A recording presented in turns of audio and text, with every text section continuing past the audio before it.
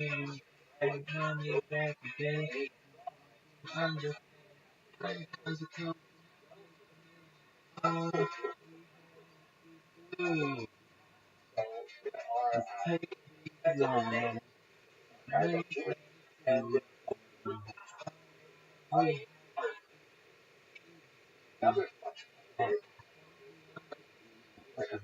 we don't have freedom. Oh, let's go.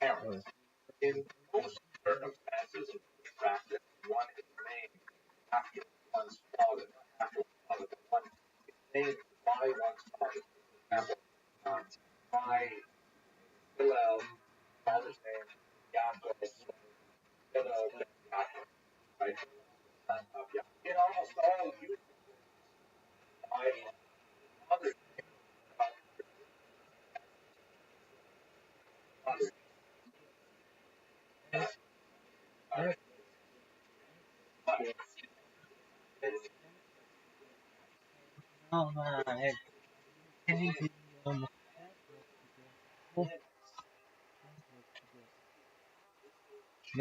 don't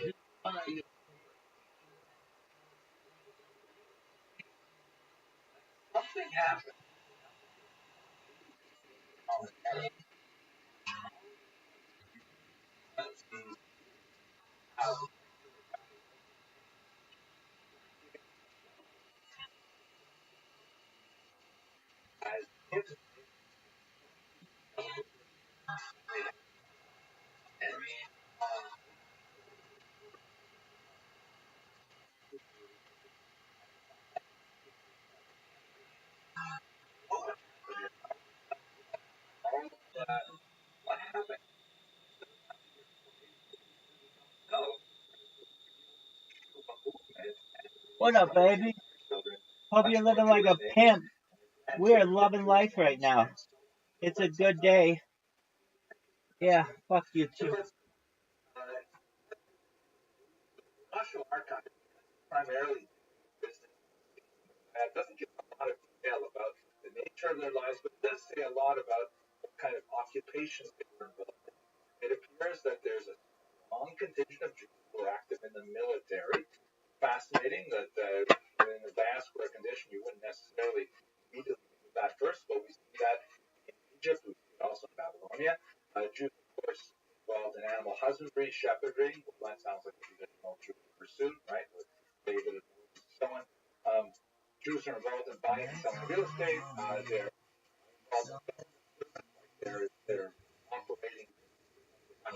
Alright, so this moment, more than naked. Don't cry.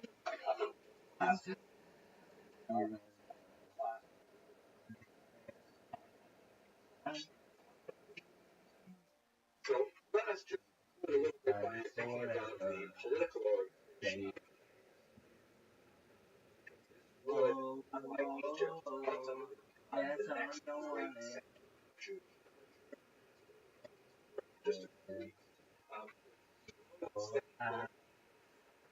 I just want my land. Okay.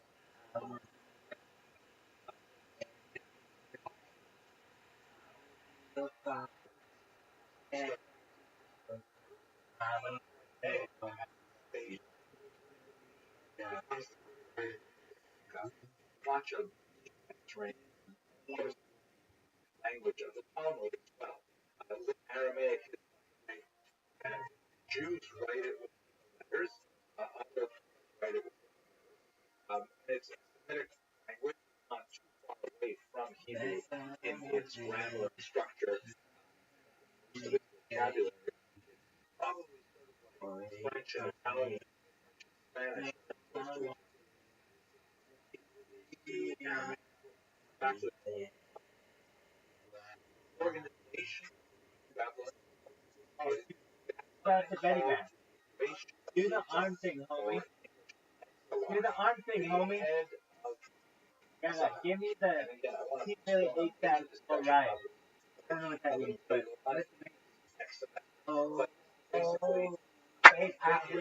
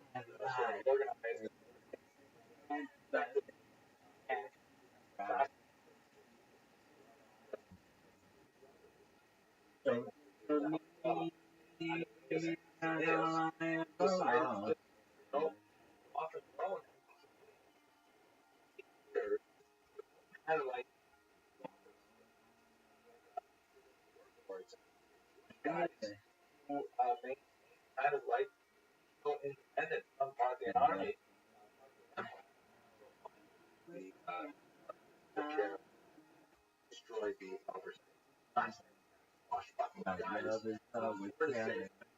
and the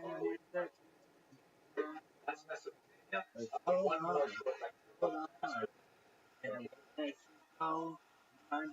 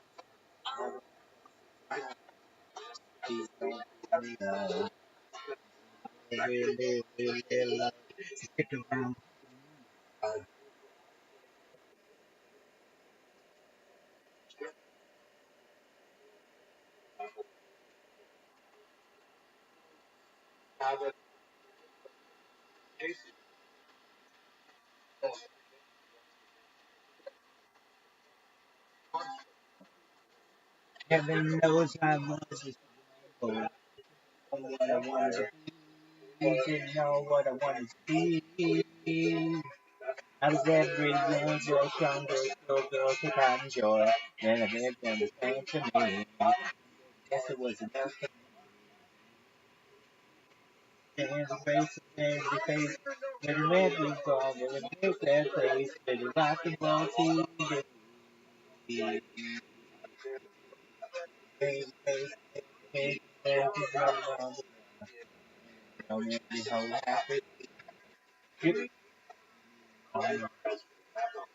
I think there's something you should know. I think there's time I told you so. There's something deep inside of me. Something else I got to be. Take your picture in the frame. Take back your sitting in the rain. Just hope you understand. Sometimes the clothes do not make the man. All we have to do now. Take life and take and somehow all we have to see that I don't belong to you and you don't belong to me. Yeah, yeah, freedom, freedom, freedom. Get to hear what you say. Freedom, yeah, freedom, freedom. What you say.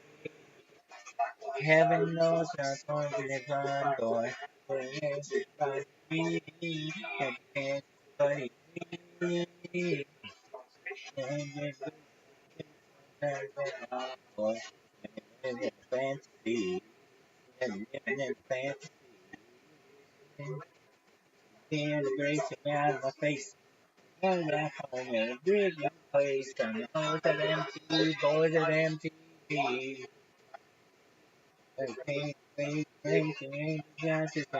We are. And the world is so happy. I think you're something you should know. I think you found out that you show. Like something deep inside of me. There's something else you have to be. Your picture in the brain. And this back again. And you understand. Sometimes the clothes don't make a man. All we have to do now is take these lives and make them true.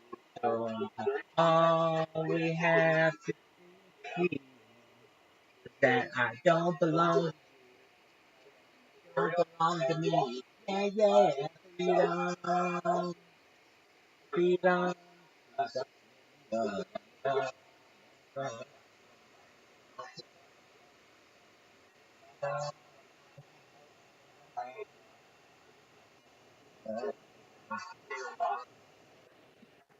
Yo, dog. How can I help you? I was saying, like, how do you not go outside? I do. Check my social media. I don't have social media. I'll download it though if you want. I might follow you. Dog, I'm all over Instagram. Just look at Rabbi Rothschild on Instagram. You'll see me all over Southern California. As far south as San Diego, as far north as Santa Barbara, as far west as the ocean, Beverly Hills, as far east as the mountains and the desert. I've been to Disneyland. I've been to Santa Monica. I've been to downtown LA. I've live streamed my entire life for more than 3 years. So I suggest, Hazel, before you just start assuming things, take a look at what I've got. See what I check me out. Linktree.com forward slash Yeah, but rabbi. like, Linktree.com forward slash rabbi. And you can see linktree.com forward slash rabbi Rothschild. And you can see all my social media. It's all over. And if you don't have social media, well, that's on you. You can still see it in the free version. So take a look if you want to see me outside. Now, with that being said, I was in the middle of singing some karaoke, and I'm going to continue to do so. I want you to know I'm happy that you're here. You're more than welcome to listen to me sing. I don't have the best voice, but I do my best. And take a look at the server. It's got all kinds of information. And if you have any further questions, right above this little section, you'll see Ask Rabbi Anything. If you put your question in there or multiple questions in there, I will get back to you in a timely manner, and you'll have all the answers that you want. I don't think that I could provide any better service than that. Excellent. Here we yeah, go. like, George Dude, Michael, I don't have Freedom a problem, 90. by the way, with like you saying you're out there at all. It's just you know me, I'm not like one of these modern people, so I don't even know how to use social media. If that makes sense. I went to a shop before and they've said like, oh, can you leave us a review on like this app? And I don't even know what they basically mean by that. Does Hazel, that make sense? Like what I'm trying to Hazel, say. So that's why Hazel, I didn't Hazel, hold on a second. didn't know. Hazel, you sound a lot like Blue. Are you the same person or are you different? Yeah, it's blue. And Oh, that's my girlfriend. That's the name is she's supposed to go on I didn't. online. That's why I Hold on, thought maybe Hazel. Hazel, I didn't know it was you. I just thought you were some random person. How am I supposed to know?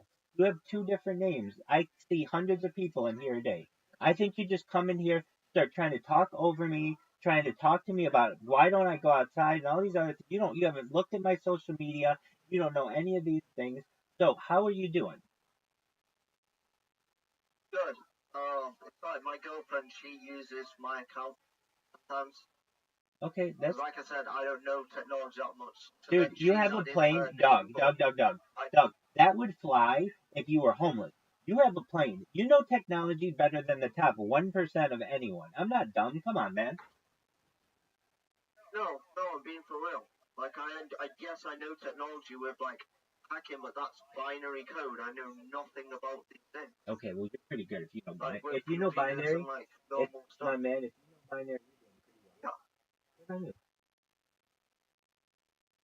All right. Like the things is with me, like if it's the computer's trying to tell me something, yes, but like these apps and other things, I don't understand them. It's too hard for me because like with Linux, I literally just type in a command and it will give me that out. It's like that's why I don't like iOS because it's like if you want to go onto Bluetooth, you've got to go on like 10 different things. You've got to go on this particular thing. When with Linux or hacking, it's just I enter something in type and it will then show me. To be honest though, I'm probably gonna watch a video on these things and actually find out. Yeah, dog. It's Um, 2024. You should have social media presence on the top 20 social medias, which would be like YouTube, Instagram, Facebook, Twitch, Twitter. yeah, I mean, by the way, I just want to say something. I do go on Reddit. I'm on Reddit, Excellent. like Excellent. information wise. But here's the thing. If Um, you ask me, Rabbi, where do I get your social media? I can say go to linktree.com/Rabbi Rothschild and you get all my links. How do I get yours? yeah, that makes sense. I'll just say, here's my phone number. Yeah, hey, you know what, Hazel, and that's a good old fashioned way, and that works. But you know, online it doesn't work that well. And you just want one link that you can give to people and be like, oh, here's all his stuff. And plus, social media is really cool. You know how cool Reddit can get. Are you in the Reddit aviation and aviation news and stuff? You know that I like my planes. Absolutely, man. I'm in the same one. Yeah, So we probably see a lot of the same stuff. So, in the same way, you can do that on different platforms and join people with similar interests. But it's really good to have that footprint. And then when you need an account or something like that, you always have them for whatever you want, and it looks really professional. Not that you need it. You kind of do your own thing, and that's your own thing. But it's nice, even just online, just to be like, hey, uh, do you whatever it is? Follow me wherever you want. Here's my link tree. If you want to follow me on Facebook, Instagram, Pinterest, you want to follow me on Flickr. I mean, you're all over the United States and perhaps all over the world. I'm sure can take pictures if you want, and you can have photo albums. You can have all kinds of really cool things. I'm not saying that's what you want to do with your life, but I don't know why you wouldn't. You're at a point in your life where you have a girlfriend, a family, you've got a plane, you've got a lot of free time to be able to capture these moments, and you can really make a beautiful artistic collaboration of all of your travels. I think it's an excellent opportunity. I know you're a busy person though, but it's something you should think about. don't worry. I mean, I suppose how hard can these apps be for an old-minded person like me? Exactly. And so what do you do? I do this. I actually make money whenever I need to make money. I can very easily do it by going to a person who has a cryptocurrency and just telling them that I have a marketing strategy that works with every cryptocurrency I've ever had. What is it? I create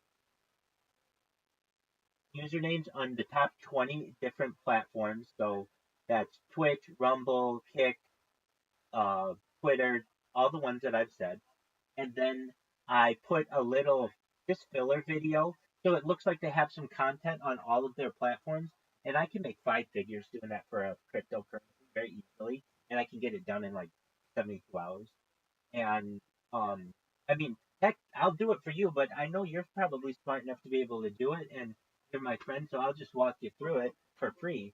But you should know that that's what you want to do. You want to be able to just say, "Here's my link tree / Rabbi Rothschild," and there it is. Caspian C has his. It's Caspian C. It's linktree.com / Caspian C. You can see all his stuff. It's very easy, and then you don't have to. I mean, if you have a personal website, that's great too. But if you don't, then you can just give them your social media, and then you can connect with people. You follow people all over the world. Now I understand you meet some tough people and some really um just immoral people, and you don't want to connect with them. But you also meet some people who are highly influential and who are also, you know, doing interesting things. And the more you can network with them, the better. And the way to do that is social media. I mean, you say you don't use social media, you use Discord, dog. Discord's one of the most esoteric social media that there is, while still remaining mainstream. It doesn't get much more hidden than a Discord server because they're not highly publicized. It's very difficult to search for anything, and Discord, frankly, is not discussed in the mainstream that often. Yeah. What's your Facebook name then? At Rabbi Rothschild, it may have been banned. That's what it is. And I have some others. I have a few others, but yeah. I mean, all you do is you just. Is it the one with like the five? Is it the one with the 5G like cross? No, I would never cross. Which one? Are you talking? Is it 5 swords? What's the like your Facebook profile? Yeah, it's literally Facebook.com. It's Facebook.com / at Rabbi Rothschild. Like I said though, I think it may have been banned for spam because I used to spam a lot right there.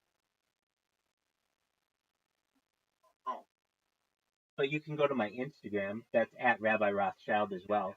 I'm basically at Rabbi Rothschild everywhere.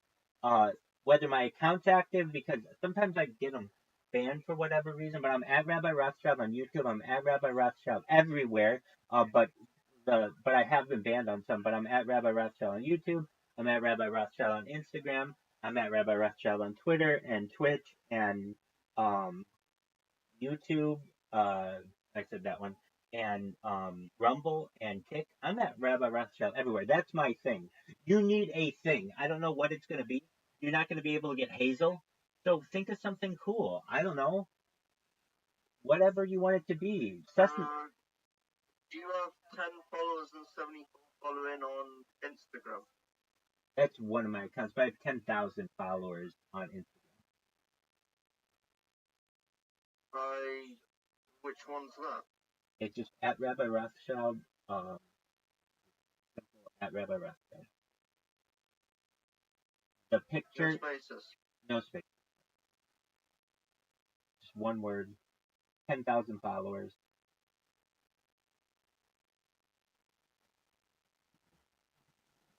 It's not coming up with anyone. If you go to Instagram.com / at Rabbi Rothschild, it should show up. Let me click on a link on your profile. Dog, just go to linktree.com / Rabbi Rothschild, yep. And you can find all my Instagrams there. Linktree.com Correct. / Rabbi Rothschild.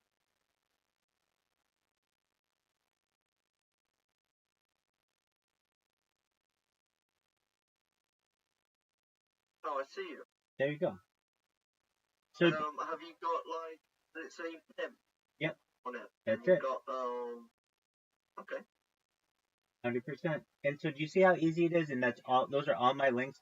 Now you can go and find anything you want. You can follow it if you have questions about it. Is it the best way to build social media? No, but it gets the most amount of attention, and that's why I do it. Yeah. Me, my phone's smarter than me. I can pull that information, like your name, from there and copy it. By the way, what music did you actually listen to?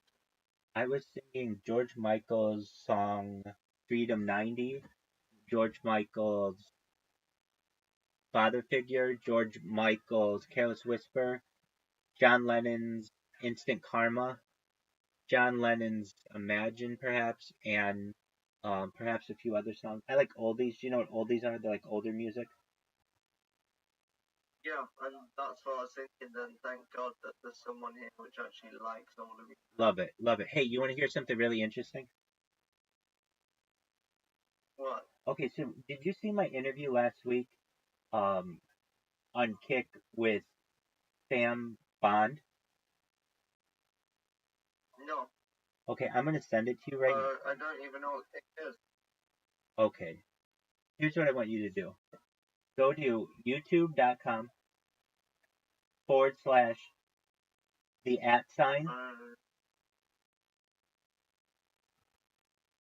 So it's youtube.com youtube.com / Yep.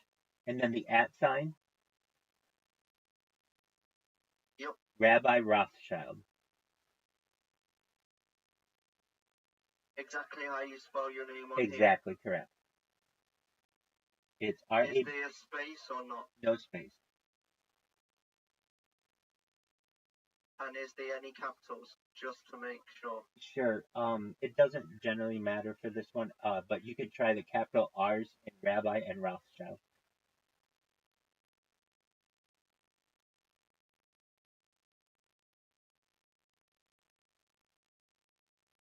I'm going to tell you something. Not coming up.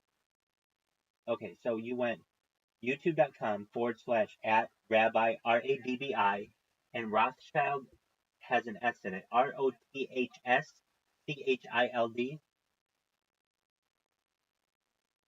HILD. Yep. Okay. Try it with no capital, just all lowercase. Okay.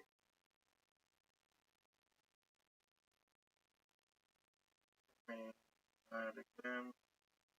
Rabbi Rothschild. Oh, I see you. Excellent. Look at the most. Okay, look, I want to tell you something. You're the first person I'm going to be able to tell this to. But this is really important, Hazel. I'm going to be very famous very soon, and here's why. You're going to watch that video, and you're going to see, like, I talk about all kinds of things, like very futuristic things, like mind uploading technology, and like life extension technology, and things like ending world hunger and world thirst, all kinds of good things. Okay, great. But then I did another interview with another streamer tonight, a different one, and it's going to upload in 2 minutes. So you'll actually be the first person to be able to watch it if you wait 2 minutes. So but watch the first one first. Yeah, it's the first thing that I have posted under @Rabbi Rothschild. Look at @Rabbi Rothschild and Sam Bond interview. It's 39 minutes long. I've added you on YouTube. Excellent, thank you. You see, I don't know if it tells you. I wish it did right now, but this is uploading, so I can't see that. But it will tell me once I'm done. Let me see. Yeah.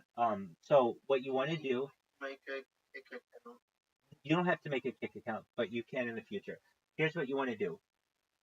You see that where it says Rabbi Rothschild and Sam Bond interview? No. Okay, it's the first thing posted on YouTube.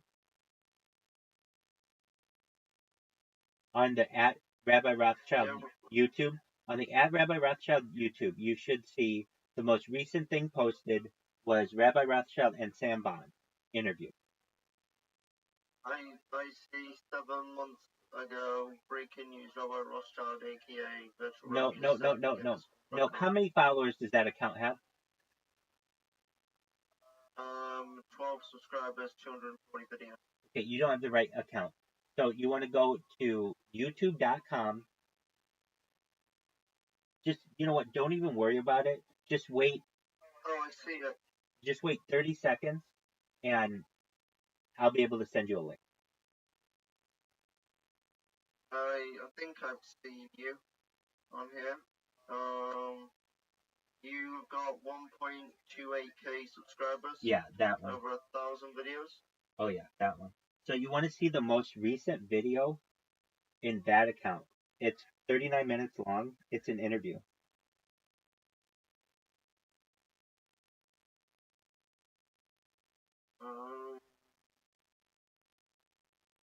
We have a look. 39 minutes long. Yeah, I see it 3 days ago. Yep, you're going to want to watch that. And then when you're done with that, there's going to be another video that just uploads. Now, listen to this. Pick is a big company. They have 200 employees. And I found a very big error in their sign up process. And guess what? You're the first person who I get to tell. So I made a video and we showed it on Kick last night. And guess who I got a friend request from on Discord already? The owner of Kick. He's a billionaire. And I think he's going to want me to help him, or at least I'm going to send him the link and hopefully he gets this fixed because this is important to be able to sign up correctly. Like you are going to sign up for Kick and just watch these videos before you sign up because you'll see their sign up process sometimes can have errors to it. But watch the one with Sam Bond and then in about when that one's done, this other one should be uploaded. And this one is with Ari. It's Ari the kid on YouTube, and it's gonna blow your mind. Okay? Yeah, I've made a Kick account, but like, I can't like even add a photo or anything. Yeah, you can only do some of that stuff on a computer. So you can do it, but just on a computer for right now. You could do it if you use a browser. And if you're like, well, why is that? I don't know. I don't own it. I want it to work on everything perfectly the first time. And as you can see in this, um, you can see in the videos I make, I'm doing my best to fix this stuff so that it works properly, so that we don't have app crashes, so that we don't have sign up errors. I want this stuff to work and be efficient because time is valuable and we need to ensure that things work correctly the first time, every time.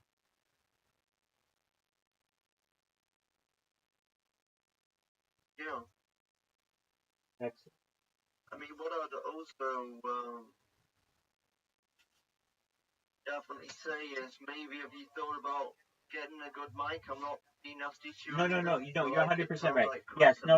I will. I will. Right now, I'm not really concentrated on the quality because I know in the future I'll have all the money I need and I can have the best streams as well. And also, they will automatically make my streams in the future perfectly illuminated with perfect sound and 8K video. Everything will be default 8K HD, 100%. So I'm not too worried about the quality right now. But you're right. In the future, or pretty soon, I will get another microphone and just for to sound better. I mean, I want to also say something that in about a year, I can talk about a few things because one of my NDAs have been, they're starting to, you know, Expire. soon be able to be declassified. So maybe in the future we can come on, yeah. Cool. Maybe we can talk. That sounds very cool. We'll have to do an interview. Because I know some shit. I'm surprised that they're doing it. Excellent. Does it have to do with any? I'm actually shocked. Does anything have to do with That UFOs? allow me to talk about. Does anything have to do with UFOs? Some stuff, yeah. Excellent. All right. Well, But the government doesn't have a choice because I'm a hacker, so obviously they don't really want to too much fuck around with me. I think that's why they're doing it, maybe. I know, I just see it that way. Alright. I gotcha. Well, excellent. How are the other things going in your life? Did you have to kill anybody recently? Yep, I've been doing that quite a lot recently. So what is it? And I'm going to be doing it a lot. Are you at 15 for the year? I've killed a lot of people, but all I would say is I like to preserve life, but at the same time, recently I'm just doing it for the job right now. Right, I understand. So if anyone tries anything, I don't fuck around. Right, I I know understand. it's bad, but listen, some of these people, like, I put myself in danger a lot of times because I haven't. Does that make sense? Yes. And to be honest, I've got a life. If they want to lose their life like that, then they can do that. But I'm going to start thinking about my own a little bit more now. So I am giving people less chances to do those things. Especially when it gets violent pretty quick. I'm not going to take that. Do you know martial arts? I will go straight. Yeah, but I prefer to just go. Knowing those type of things, when I have a fight, I would prefer to just do hand. Nothing but just that. What is your preferred method Do of? you smoke cigars sometimes? Perhaps, depending. Do you find it that there's one best type of martial art, and if so, what is it? I really like Aikido. Oh, okay. Do you know who Steve? I was trained. Do you know who? I was trained in something. Do you know who Steven Seagal is? Yeah. You know he's trained in Aikido. Yeah, I know someone that's one better than him though. Oh wow. How's that? Walker. I like him.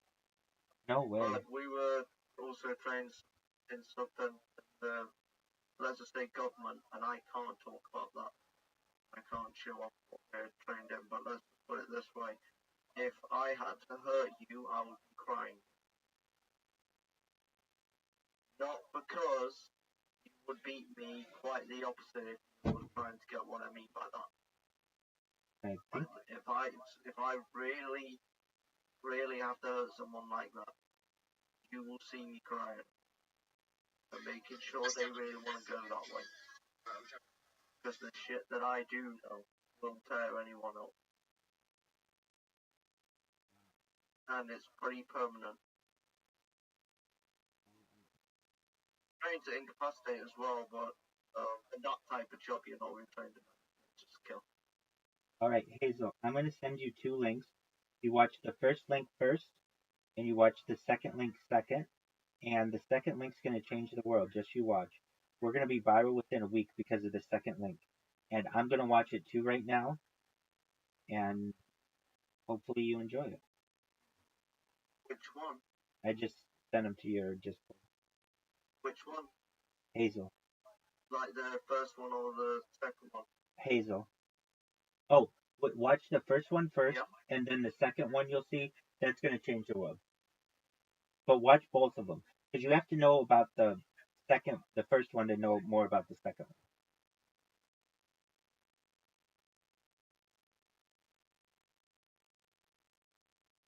That makes sense.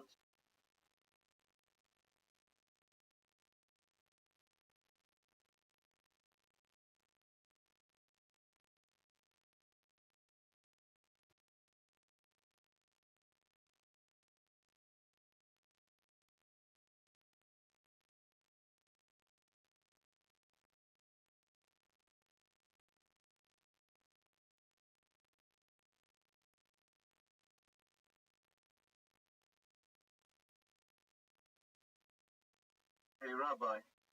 Yeah. Hey, Rabbi.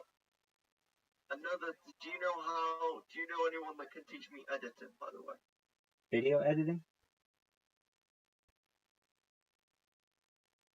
Yeah, Yeah. the best You way. know anyone that Yeah, can the teach best me? way to do it is, I mean, you can take classes, but the best ones are on YouTube. There is a Oh wow. there is a an Adobe Photoshop and Adobe Final Cut master class that is phenomenal, and it's free. I get Adobe free, by the way, if you can guess what I'm saying. Great. You can guess what I mean when I say I get it for free. I think so.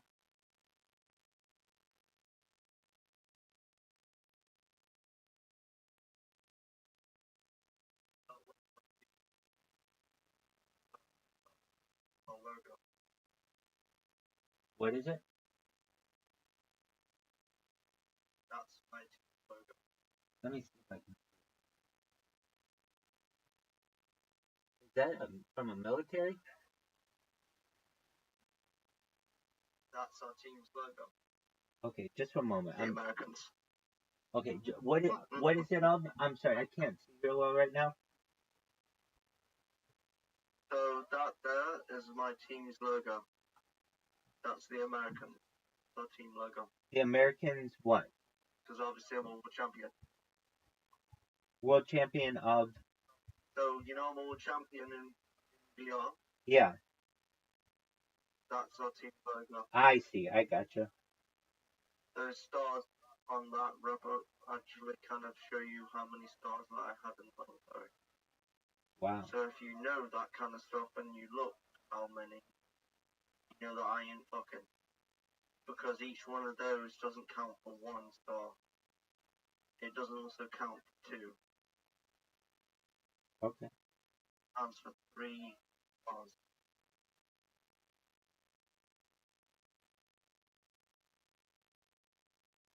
5 on each. 15.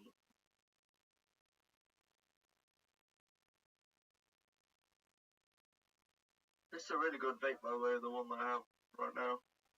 The Drag E60. Is that nicotine? But this software will be doing some weird shit, by the way. Yeah. So inside this, I've got.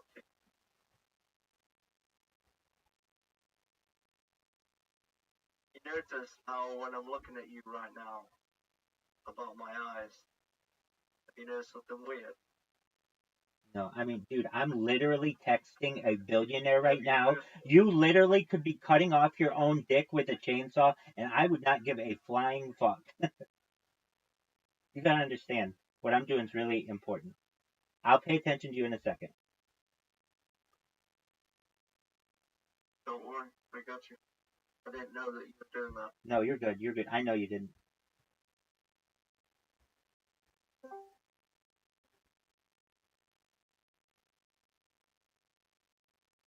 I have a cigar, I don't know. Always start up a real wheel.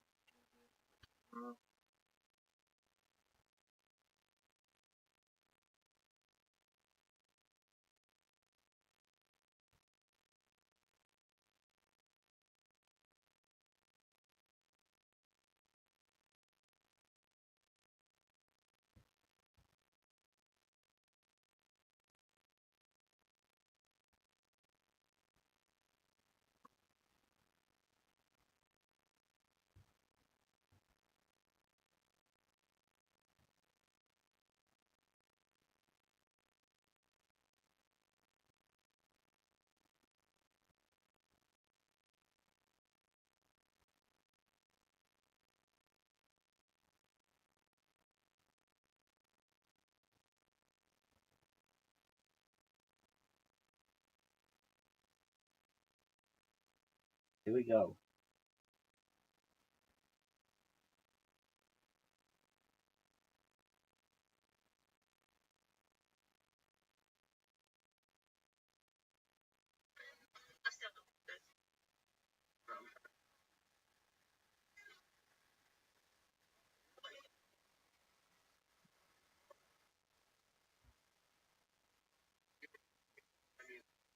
Rabbi.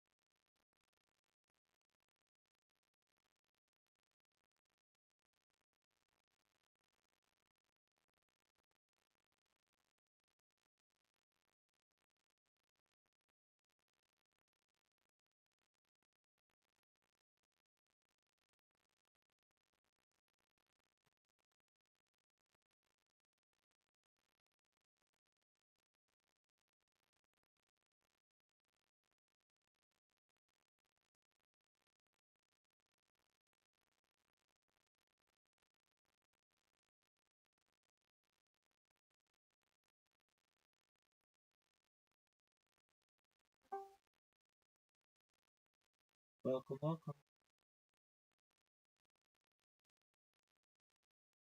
Oh,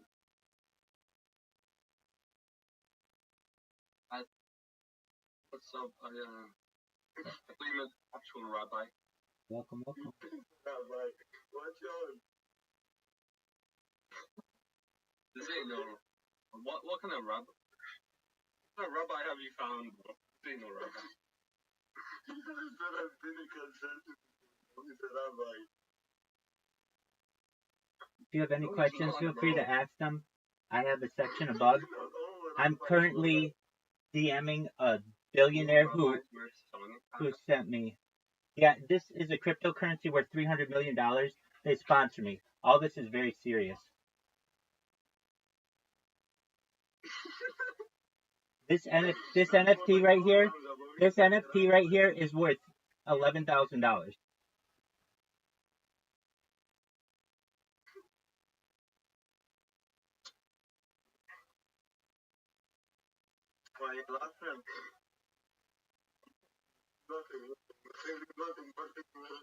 Just have a billionaire. His name is Eddie Craven. He owns Kick.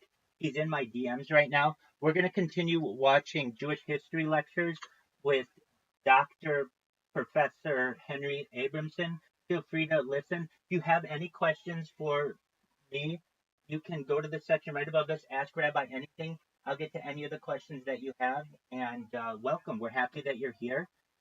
Just really quickly, if you don't know about me, I'm Rabbi Rothschild. I stream my life 24/7 for world peace. I don't want war anymore. This goes back to the pandemic. We've seen the death of a queen, the birth of AI, the coronation of a king, and everything in between. Some of the things that we talk about on the stream that aren't normally discussed in society are things like anti-gravity, antimatter, life extension technology. We talk about alien disclosure along with life extension technology. We talk about hydroponics, nootropics. We talk about things like human growth hormone and stem cells. We talk about mind uploading technology where we scan your brain into a computer for later download into an avatar, an android, a cyborg, a cybernetic being, a clone of yourself, a robot, whatever you want to be. But I want you guys to know, I see you guys in here. You should know that I don't think you're going to die if you don't want to. That's a really exciting opportunity. So that's what we talk about on here. I had the opportunity to talk about it last night on an interview. That interview just uploaded, and if you want to take a look at it, it's at Rabbi Rothschild. And with that, we're going to continue listening to History of Judaism lectures, and I'm happy you're here. Thanks, everyone. It's tiny, but it is large in the Western imagination.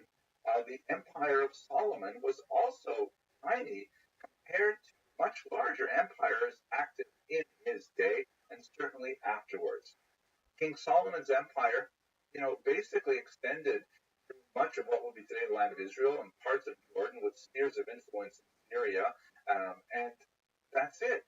You have to think of Solomon's empire as being incredibly important for the Jews, the people who lived there, and their immediate neighbors, but not so phenomenally important on a geopolitical level for the entire region. And so, what seems so important to readers of the Hebrew scriptures and then the Christian scriptures, when looked at in a narrow historical perspective, is really a minor, smaller empire that is active for less than a century by the time you get to Solomon. So it's not surprising that it does not make more of a blip on the radar, so to speak, of other countries at this time. Nevertheless, that blip would extend over centuries and have a phenomenal impact on the development of Western civilization in particular. Okay, that's it for our discussion of the United Monarchy. In the next lecture, we're going to look at the way this unfortunately fell apart with Solomon's successors and the division of the Jewish people in the land of Israel. Thank you very much for watching.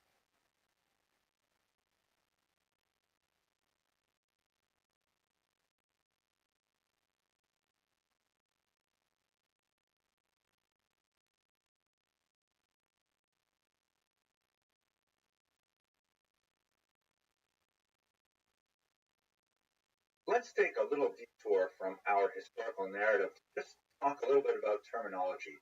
We're speaking about the continuous history history of one people, one ethnos, and that is the people who are known today as the Jews or the Jewish people. Note, of course, that this is not a racial category because there are Jews who come from all types of different races that make up the Jewish people, but it is something kind of tribal in nature because traditionally Judaism is a religion, but it is passed on through one's mother, that is, it's matrilineal. In the 20th century, the Reform movement added a patrilineal option to it, but that we'll get to, God willing, when we talk about the 20th century. But for now, I've been rather sloppy about referring to these people as Jews, even well before they would have used this term to describe themselves. And I think that's justifiable in the sense that we are talking really about one continuous, group of people. But let's just sort out the names for those of you who want to get this exactly right. So the oldest term that is used for Jews is the term Hebrew, and this comes from the fact that Abraham crossed over the Euphrates River on his way to Israel. The word Ivri, which is used to refer to a Hebrew person, comes from the word avar, which means to cross over or to transverse. And we're talking about a Semitic people who appear in the land of Israel, the ancient land of Israel, but their origins from Abraham are, of course, in Mesopotamia, where he comes, as described in the book of Genesis, from the city known as Ur. So the term Ivri is used to refer to a person, ethnos, but it's also used as an adjective. The term Ivrit means the Hebrew language, for example, although it's an adjective used to all kinds of things as well. So the term Hebrew is the oldest term, and this is what we see especially in the earliest books of the Bible. However, the term Ivri is often used in a retrospective fashion as well, and synonymous with Israelite and Jew, as we see in the book of Jonah in the first chapter, where he says to the other members of the boat, Ivri Anochi, I am a Hebrew, and I fear the God of heaven, right? So the term Ivri, although historically it is the oldest, and it is used later on in time as well, it specifically refers to this people that came from the other side of the Euphrates River. Now, the term Israelites is a little more complicated because the name Israel, of course, corresponds to Jacob.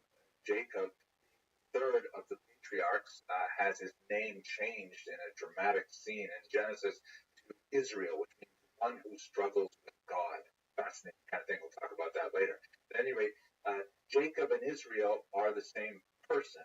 And the Bible will use the terms children of Israel, house of Jacob, more or less synonymously. Although Rashi will explain that based on the Talmud, the children of Israel refers to the men, the house of Jacob refers to the women, things like that. And in fact, through much of the early parts of the Bible, the people who we call now Jews are typically referred to as the children of the patriarchs, Abraham, Isaac, and Jacob, also known as Israel.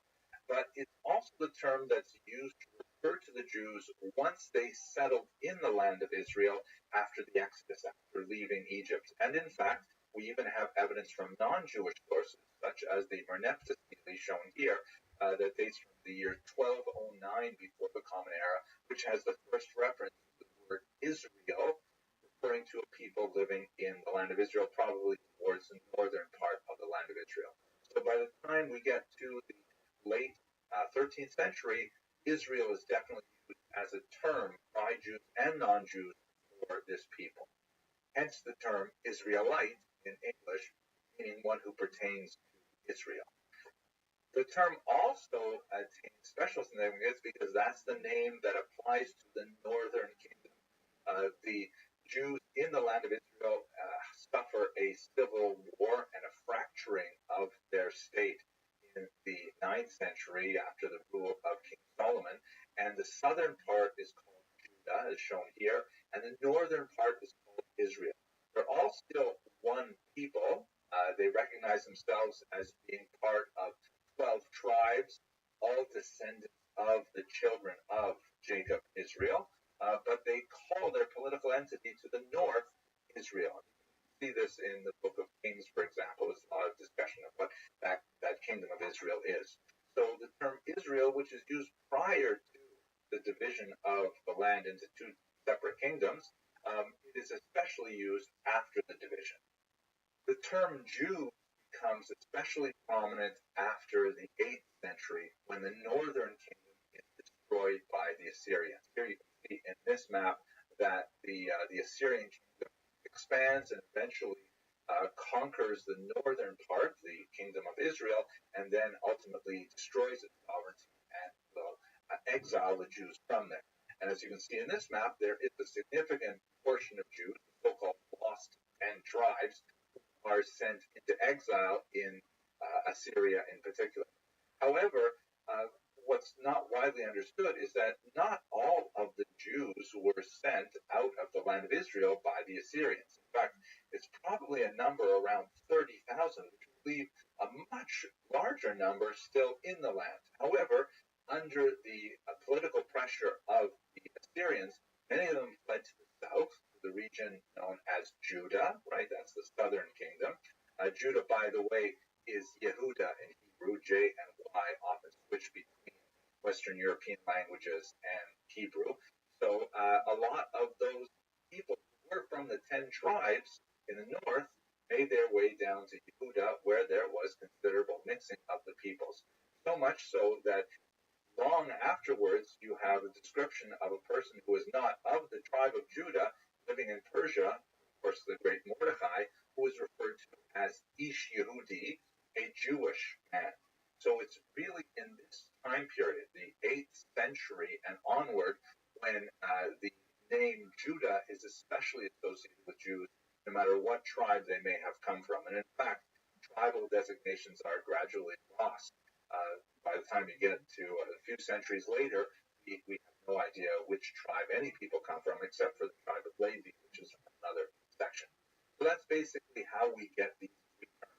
Hebrews, Israelites, Jews, all one people with different names they might have used for themselves at different points in time, but they often use earlier names to refer to themselves later on in time. Okay, I hope that clarified things. Thank you very much for watching.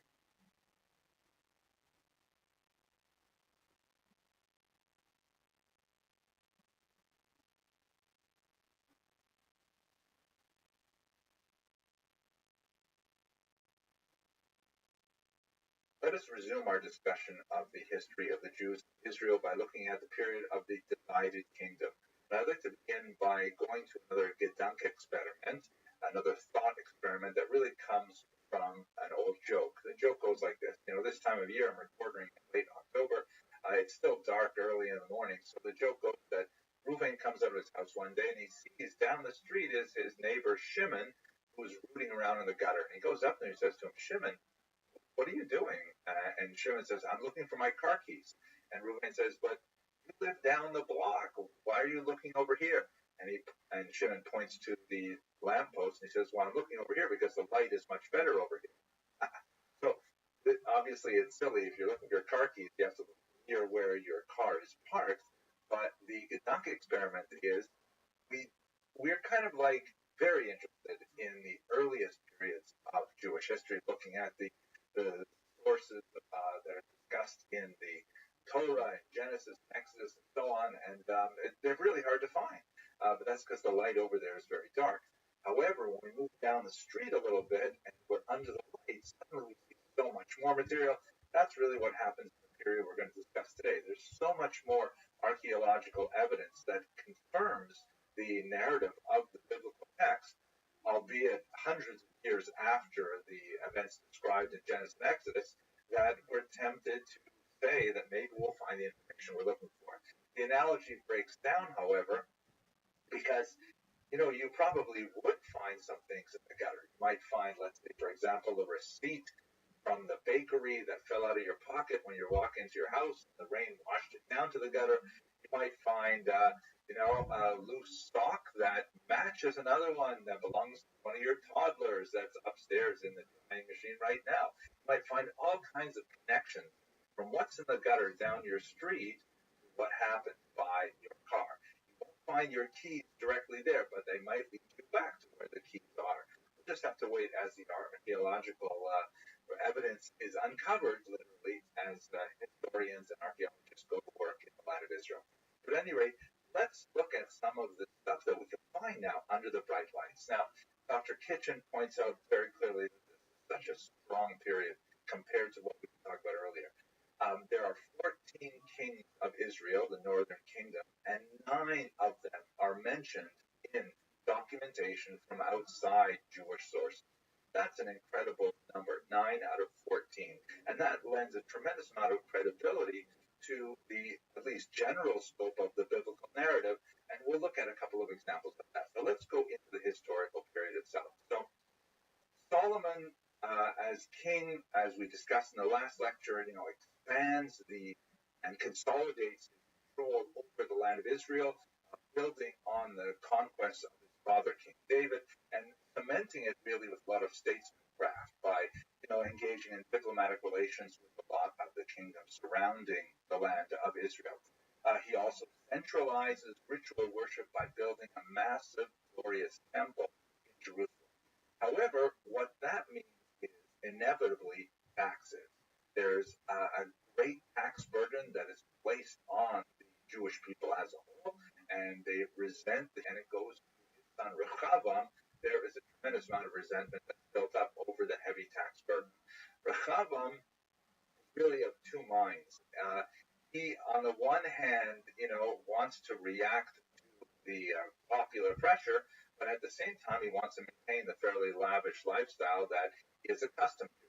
And prodded by, unfortunately, as the text mentions, younger, inexperienced members rather than the steady guiding hand of his older ministers that served under his father, Rechavam, in a very dismissive manner, insists on pushing ahead with his heavy tax burden that the northern kingdom in particular is loath to accept.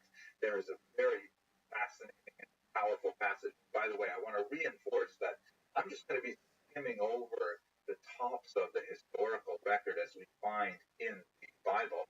It's so important that you actually go back to the text and read the primary documents themselves, because they are fantastic. And if you have a sense that, it's going to be dry or boring, just want to refer to you to one specific passage for Rechavam. It's shown here in this wall painting in Basel that's done by the great Hans Holbein. You see that Rechavam here is portrayed with holding out his little finger. And this is in reference to one highly dismissive and disrespectful remark that Rechavam makes regarding his father, in which he says that Rechavam says that his own little finger, his pinky, is thicker than anything his father could bring to bear, meaning to dismissively compare himself with his father, the great King Solomon. And of course, this act of hubris and vulgarity really sends him down the rabbit hole, which will hopefully result in civil war. But I just wanted to point this one out because it's one of those passages that shows you that the biblical text is really, it's quite racy, and it has a lot of very powerful information in it that you don't get with sanitized translations quite often. Well, let's not go any further down that scope, but let's go back to where we left off. So, under Yeravam ben Navat, the kingdom of Israel, which is to the north of Jerusalem, slips away from what becomes the kingdom of Judah in the south. Yeravam ben Navat, by the way, receives a very, very bad press in the rest of Jewish tradition. He's considered one of the greatest sinners because he introduced that divisiveness in Jewish politics at the time. Here's a map that shows you the relative locations of the kingdom of Judah and the kingdom of Israel. The capital of the kingdom of Judah is, of course, Jerusalem. The kingdom of Israel is Samaria or Shomron. In subsequent lectures, we'll speak much more about what happened to the people in the kingdom of Israel. They are the so-called 10 lost tribes. More about that in a few lectures. But it's interesting to note that it seems that they have a consciousness, they retain a consciousness of being one people, albeit separated politically, and although they will fight a civil war and they will have ongoing conflict over the next century and a half, they'll also recognize the centrality of the value of worship in Jerusalem. They will also occasionally marry each other. The royalty of Israel and Judah will still intermarry, And although they have a lot of conflict, it seems to be really a family conflict. But more on that later. The civil war that erupts when Yeravam ben Nebat breaks away with the northern tribes is taken advantage of by Egypt, and King Shishak enters the region, and he makes essentially this parade up the land of Israel, conquering cities as he goes and bringing Israel firmly within his larger sphere of influence. Although Israel still maintains its identity, Israel and Judah, that is, maintain their identity as independent principalities, but nevertheless falling within the geopolitical orbit of Egypt. We've seen this in a couple of previous lectures because he left behind, these topographical lists of the various places he conquered. What's interesting for our point is that when he gets to the north, to Megiddo, the site of a place known in English as Armageddon, it's actually a place in Israel, Megiddo, he left behind a stele that is kind of like a Shishak was here stele, that although it's badly damaged, it still retains its cartouche, the sort of nameplate of Shishak, also Shoshank, by the way, that indicates that he did in fact make his way through northern Israel. One of the most fascinating archaeological finds from the 9th century, however, that corroborates much of the biblical text is this amazing find, the so-called Mesha stele, also known as the Moabite stone, discovered in Gibon, which was in the kingdom of Moab, which is today, of course, Jordan, and it was from the Moabite perspective the result of a very prolonged conflict between the kingdom of Israel and the Moabites. And in fact, this is confirmed in the book of Kings. A lot of discussion of various military engagements they had, which the Jews frequently lost. And here you have this interesting passage that's taken directly from the Moabite stones, in which Mesha, author of the text, son of Chemosh, God, Chemosh, of course, being a name of their God, complains about how badly he was treated, in particular by the son of Omri, which is one of the Jewish kings. And the Omri dynasty was actually one of the most important in the northern kingdom, especially in terms of its military activity throughout the region. And he talks in this stele about how he back to the invading Jews, and therefore he deserved to create this particular monument. A fascinating stone. Much more to say about it, but in this brief series, we just want to quickly look at it. The Omri dynasty mentioned in the Moabite stone is one of the most well documented of the Northern Kingdom's dynasty. Now, during this period, when there is a separation between the kingdom of Judah and the kingdom of Israel, we have recorded in the Bible some fascinating passages from two northern prophets in particular, Elijah and Elisha. The great miraculous activity. Yes, Vinci, can you hear me?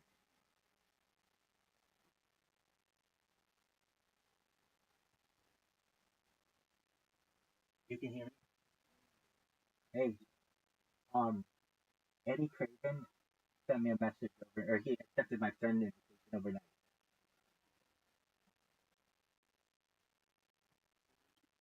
The guy who owns Cake, Eddie. So I got that going for me. Yeah, that's a game changer. So dude, Ari would not fucking stop streaming. He streamed for 19 hours. I had to fucking beg him to stop. Basically, do everything I could. I had to create 2 bots to stop him, and it finally did. It's literally Arnold Schwarzenegger in his own voice saying, "Please stop the bot." Anyway.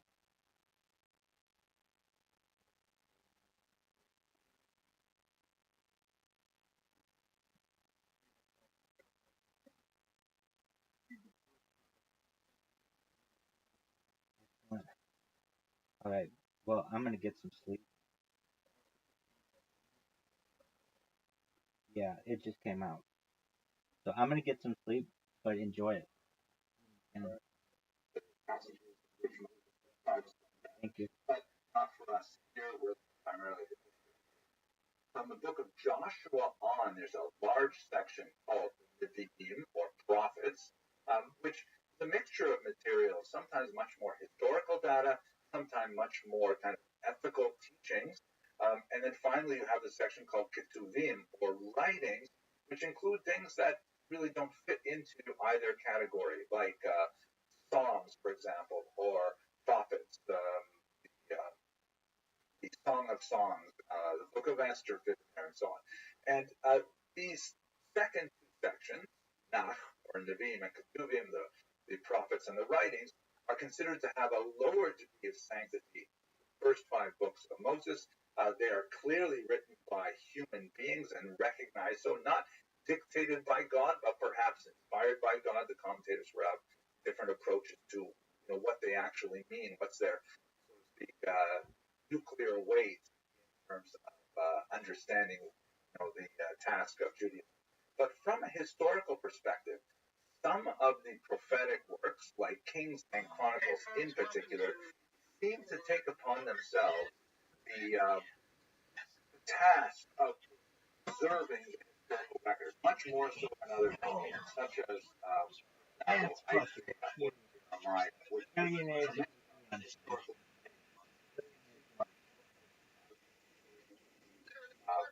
prophetic message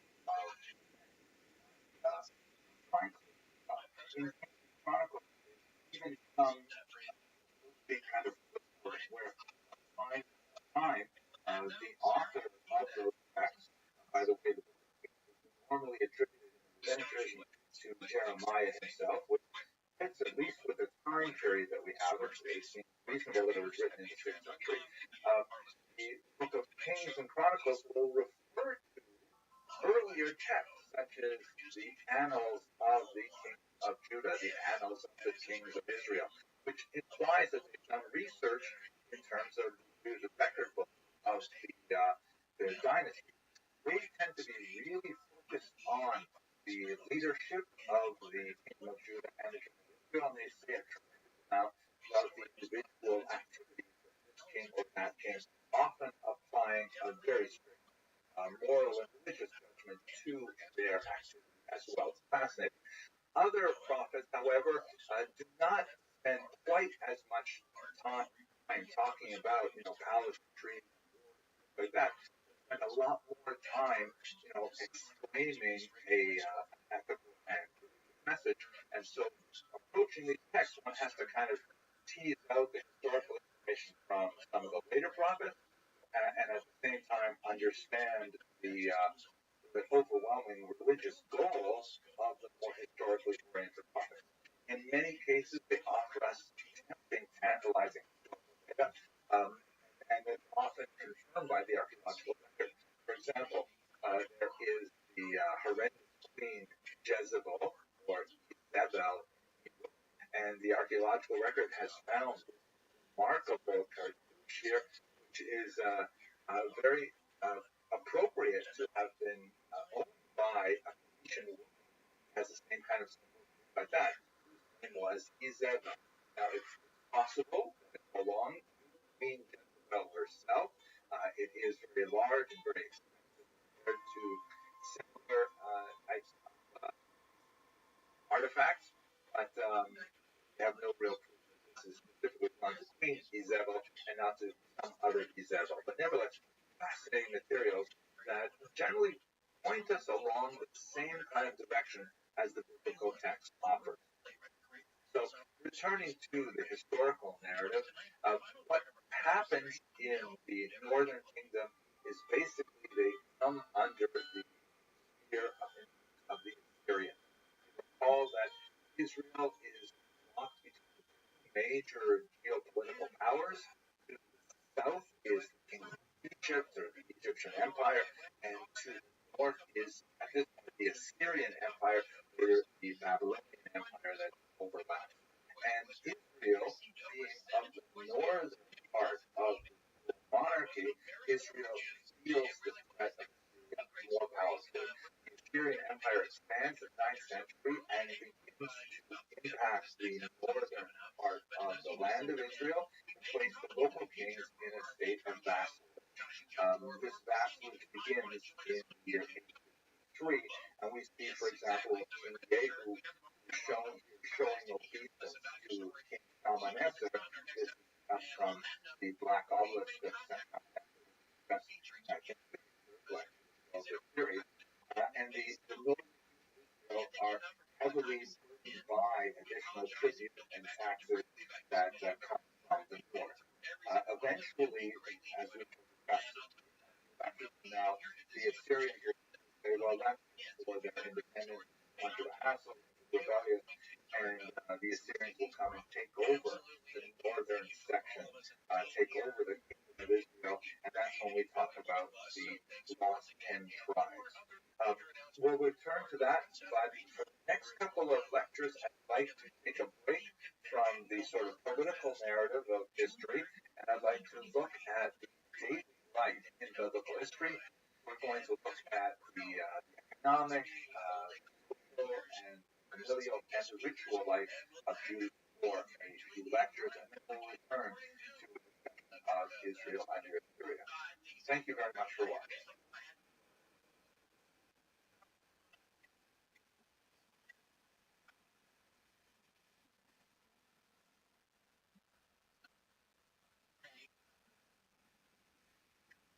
Let's move away now from the primarily political and religious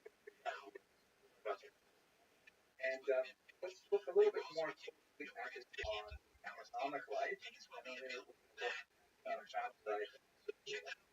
economics. Let's have a close look at this remarkable painting by Nicholas Poussin with title The Summer. And obviously, the story described in the book where the wealthy land of Moab, centuries meets who is there as very poor woman, and she is engaged in cleaning. That is the biblically mandated kind of very cheap, whatever comes to fall around during the harvest. You get the kind of bucolic farmland by the way, I have a son named Bob, who was there was so amazed at marijuana what do you call unmarried Boaz? You know what? The problem with using the Bible as economic that as Pablo Whitmire Barra, the great 20th century historian, put it, it's more about the stolen than design. And a lot more about how the Jews behave than Richard housing. The Bible is about like how they're mandated divine mandate kinds of tithe and charitable donations and a whole variety of types and the commentaries on great length about the stipulation who is eligible and who is required to give and all kinds of things that get a little bit more when we get to common period. But nevertheless, the Bible is a tremendously rich story. You have to sort of read it backwards in the sense of what the economic must be like. As long as we understand that the primary thrust of the biblical text is ultimately the main teachings of God for compliance with divine mandate. We do have, however, many other sources outside of the Bible for so they tend to be really like fragmentary. For example, there are on pieces of clay that were found in an archaeological dig around the city of Samaria believed to be associated with parts of and these are essentially and various actions were brought to and for a line or like that, then probably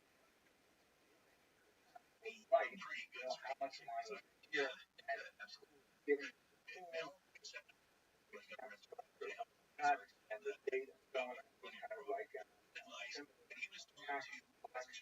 record.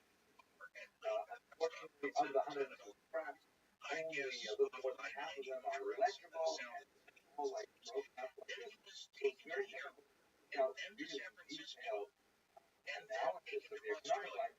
Except that hey, there were taxes, there were taxes pretty massive, but at least get some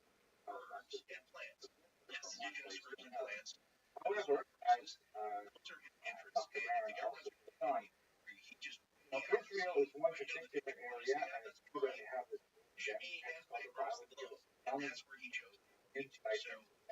review, but we also have much data from the surrounding regions, particularly this, for example, Syria, Lebanon, where if we together all of this economic data, we can get at least how usually it's economically, how they support themselves. Just trying to understand a little bit about what one of the most profound it's all set up. He said, yeah, I will set up payments coming through. Those were showing up in his bank account. He was delivering his promise. Just out of work out here, I think we all know super famous case between Johnny Depp and Amber Heard. Not so Moses shown when their dogs went to Australia in 2015 in Australia. They have them put down. All kinds of that. And y'all thought I was going to have a different case. Just that, but yeah, that tells you how they are about the dogs. And why is the same way? I'm traveling away. I wanted to take my dog. I can't remember how long they're anyway, folks, that's the arrangement. And guess what? He says, of course, you can imagine there's Abraham is already set up. They can make that over and just as a little aside, if you don't believe that people who are heading to Ukraine when the Jews entered Israel, however, I was working on a auto dealer show for the international president of a major Japanese auto was going to give a speech. And then they had another event to go to in Germany, like the next day. And right after the speech, they were escorted directly to the airport. And then there was customs coming out of India. Got on a G6 rather than take and went straight to their destination. So when you have to work with Indian people, literally, those things can happen. Yeah, same set on 9/11. And no one was getting including would have some kind of village settlement, perhaps some kind of wall around it, to protect them from marauders. So, to Bill's point of view, it's like, well, everything's all set up. It was basic. There, of course, was part of the Australian.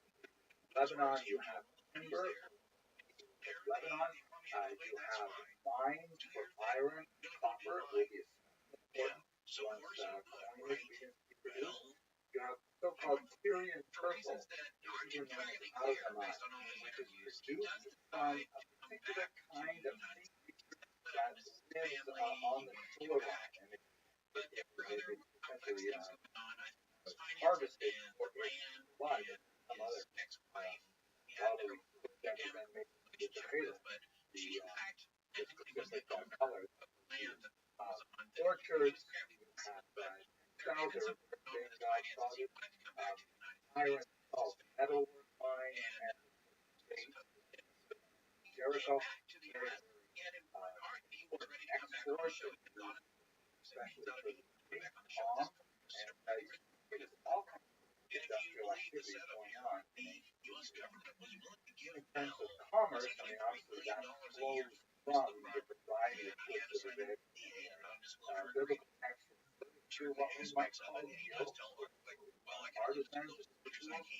sometimes in public, there are towns that are devoted to their craft. For example, there's a big tanner, all they do is hand leather and stuff. We have biblical reference as well, and the dogs would here getting a high point of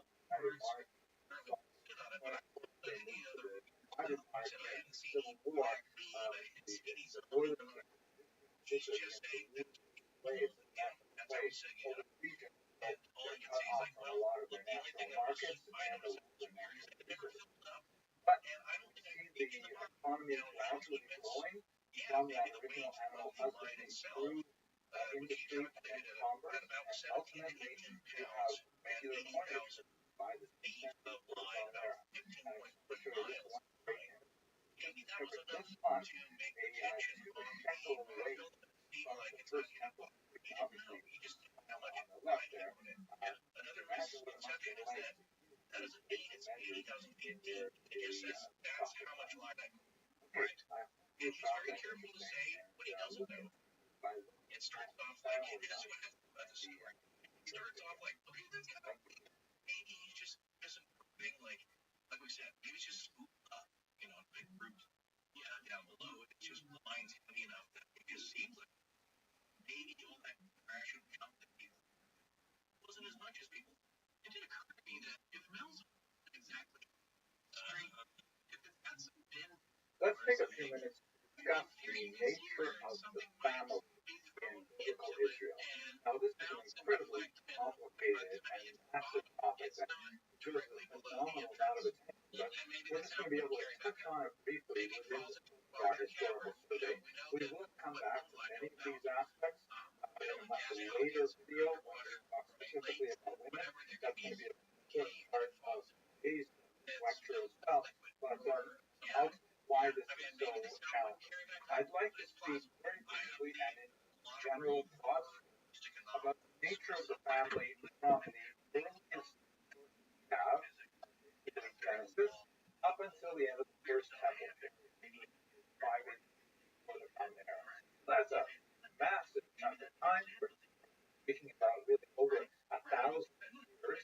So, we're generalizing heavily. Secondly, we should understand that it's very challenging to try to describe things which are so elemental to the human condition.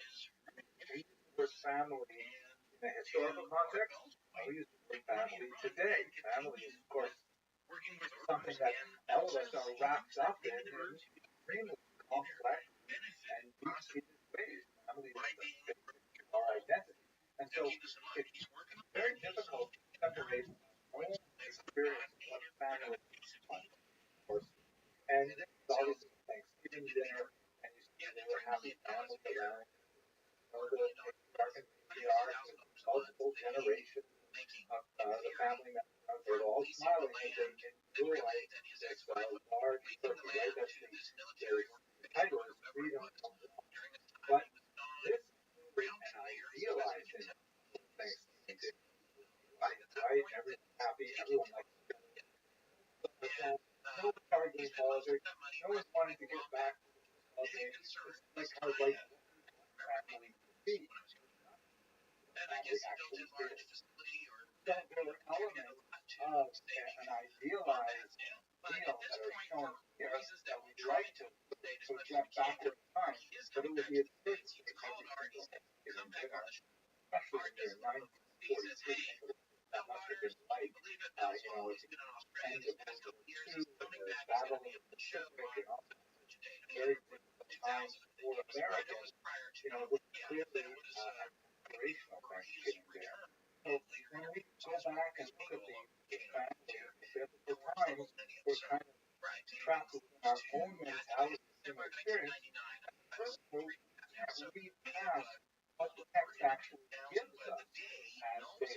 The text is moreover layered. We have the biblical text itself, which describes family to some degree, perhaps aspirationally for then, in the ancient period. But then it is interpreted through the Mishnah, which we're going to speak about in later classes. I think that doesn't reach the textual form until centuries later. The Talmud still later. The Halakha, meaning Jewish law, later than that. And then there's individual custom, minhag. So the textual layer, we're reading all of these things backwards to try and describe what we think a family should be. Sometimes very fragmentary descriptions that go back thousands of years. So with that kind of caveat, let's try to understand a few basic things about the family in the world, which may be somewhat counterintuitive to what we think today in the 21st century. Perhaps one of the most striking aspects of family family in the ancient world is that one of the relative bonds is race. Race is incredibly important in American culture, and this is the legacy of the transatlantic history. Or like the Jews, hang out as I'm speaking these words,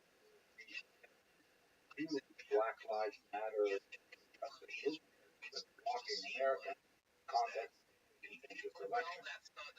But race does not seem to be a category in the Bible. There are references to people, and there are occasionally references to skin color.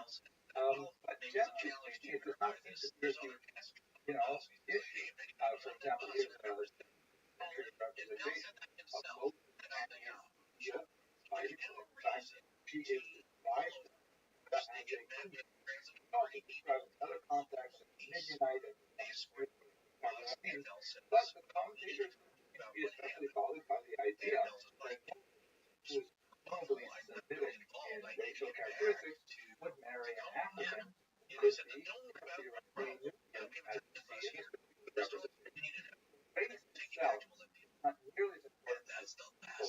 That is, who is your ethnos, to which ethnos does one belong.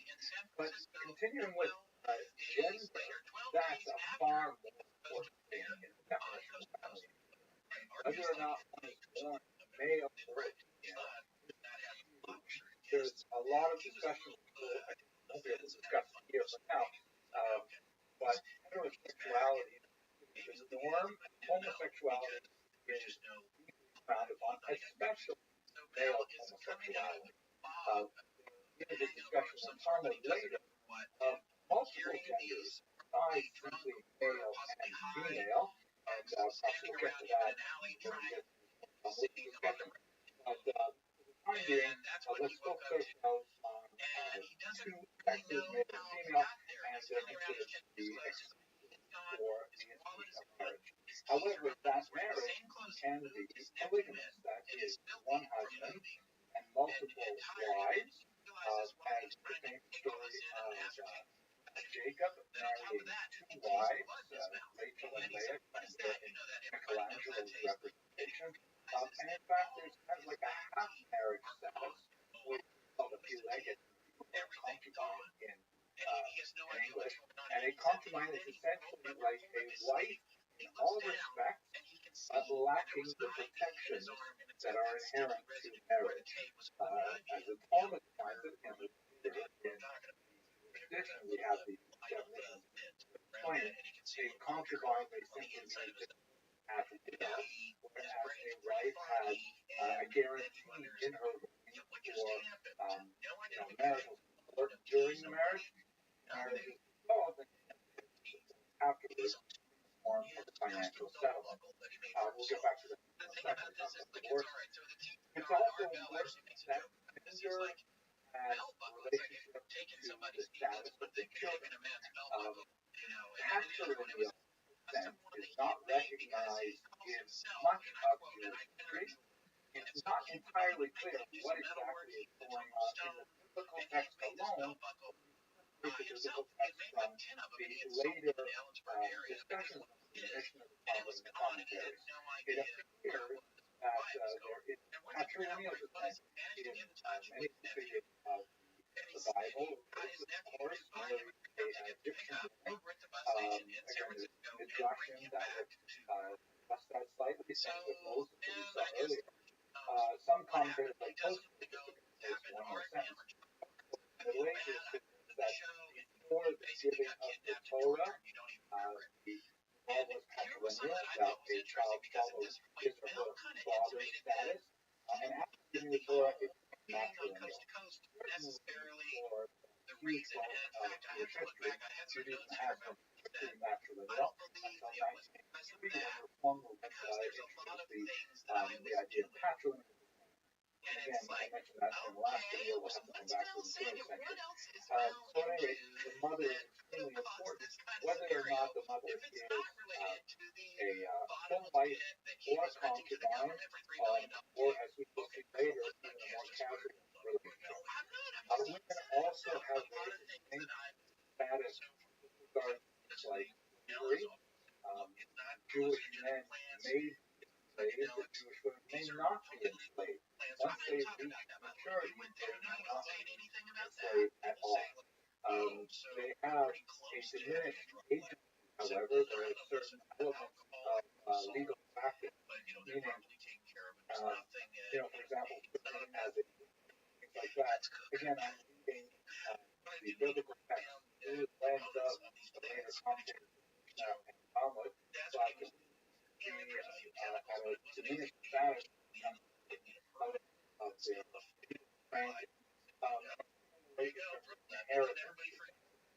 General understanding of women in the biblical period is that women are almost always and be an ideal status to be within the shadow of another man, either the shadow of their father, that is, under the protection of their father, later under the protection of their husband, and finally in a widow status, like under the protection of their adult son.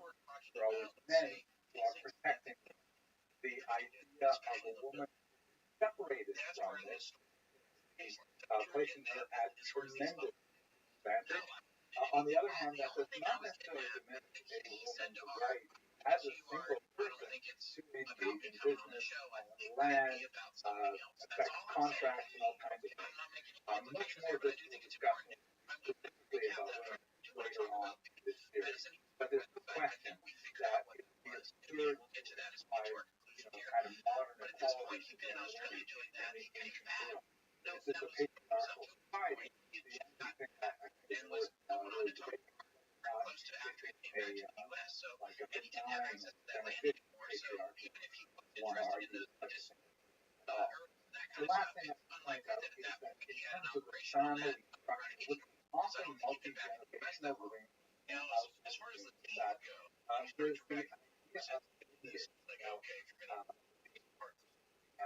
The concept of legitimacy in modern terms, whether or not someone is illegitimate or colloquial, bastard. It has a distinct meaning.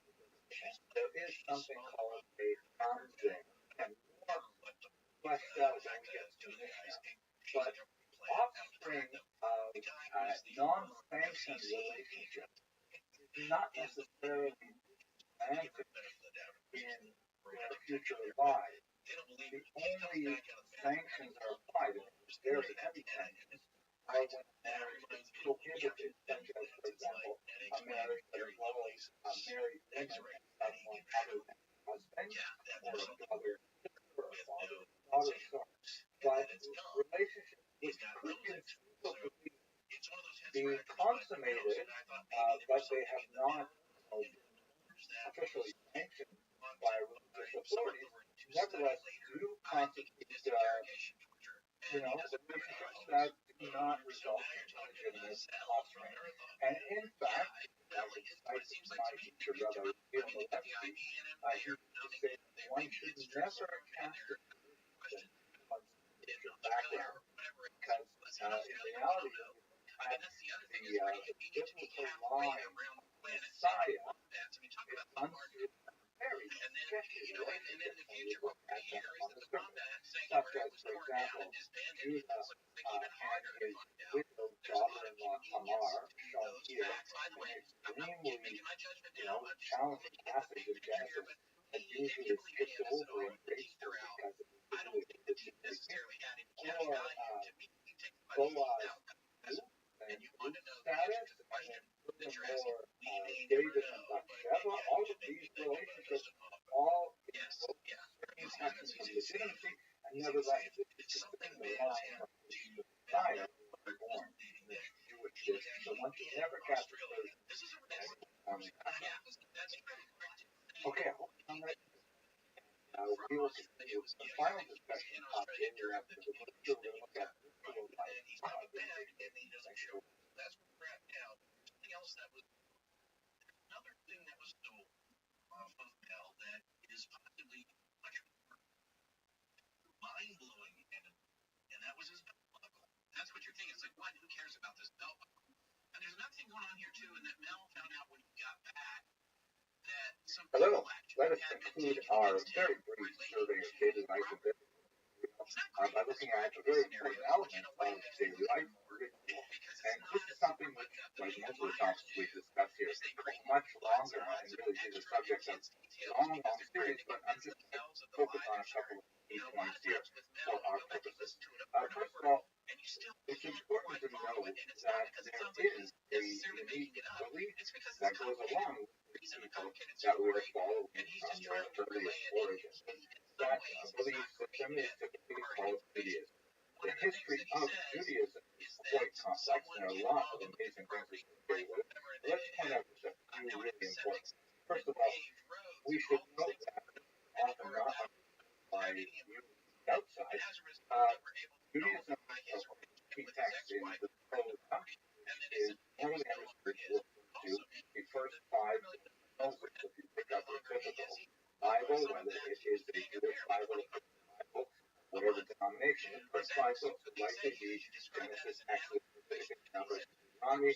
That is when we speak a few weeks from now about the word of the Savior, I'd like to come back to the text and talk a bit more about what it means and how it's establishing structure of but for the time being, I'd like to point out really there is the written Torah, the first five books, and then there is the oral worship out there, which is, for our purposes right now, basically the series of teachings that are encapsulated in the Talmud. According to traditional Jewish theology, the oral Torah, which is a commentary on, an application of, and a discussion of things which are not necessarily included in the Torah, is a massive body of teachings which was given to Moses on Mount Sinai along with the written Torah.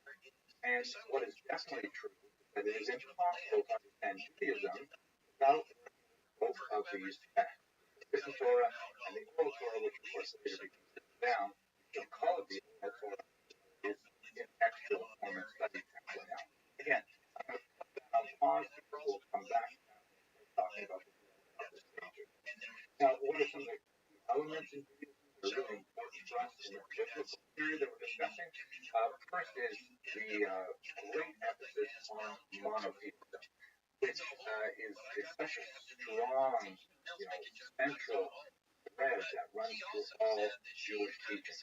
There are modern biblical critics who will disagree with the extent of monotheism in the original Torah, but there's no question that as a people, historically, have understood their faith to be essentially monotheistic, worshiping one God.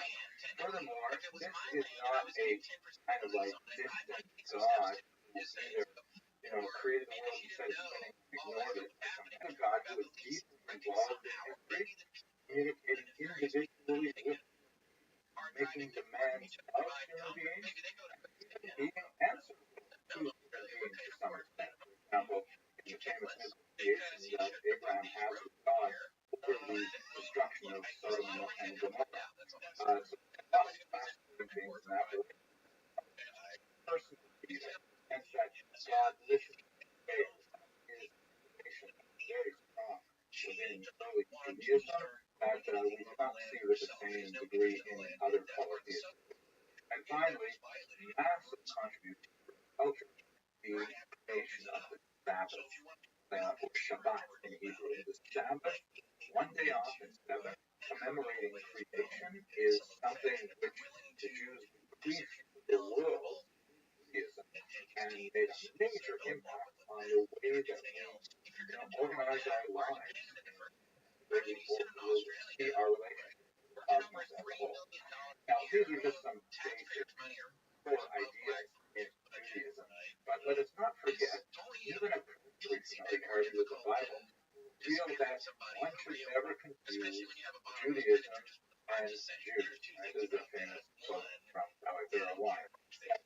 Judaism may be fantastic and Christian and all kinds of things, but Jews don't necessarily live up to those values.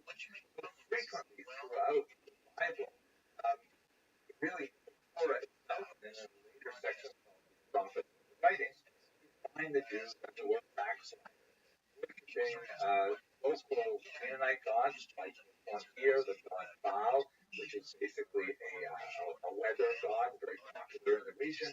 Asherah, there are many other gods that are mentioned throughout the tradition. Jews, when, for whatever reason, not really the purpose of our discussion today, but for whatever reason, they tend to forget about the God that took them out of Egypt and say, oh, what about this guy? This guy's kind of interesting too. And then they get punished for it and go through repentance. There's a whole cycle that you see repeating itself over and over again in the Hebrew Bible. And one might argue right up until the first century. But that's all I really want to say for our very cursory look at Judaism right now. We will return to it much greater detail when we look at the world of the sages and think about how Judaism works within the context of the oral Torah. Certainly, the Jewish calendar is of extreme importance to this early society in Israel. It's an agricultural economy, and the three pilgrim holidays signify tremendous meaning within the context of the Torah, particularly the written Torah, but also happens to coincide with the agricultural season. So joyous bringing of the first fruit on Shavuot, for example, the harvest season, all kinds of interesting things like that. Of course, the most well-known outside of Judaism is certainly the holiday of Passover, which commemorates the departure from Egypt. It's a holiday, and we discussed it before how it's such an important ritual because at the Seder table, it's a home-based ritual. The family has to go through the story of the activity. Children must participate, and so on.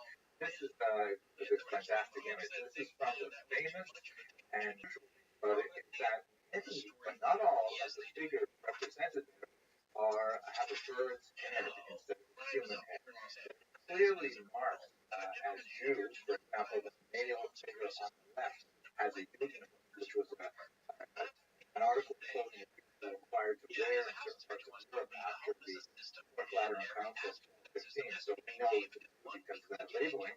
But why the bird's head? It's most likely related to a hesitancy on the part of Jewish artists contravening the commandment that prohibits the worship of any graphic representation of a being. That has been observed or ignored or reinterpreted throughout the centuries in ways, but in the 14th century in Germany, apparently the artists must have felt rather sensitive about it, and so rather than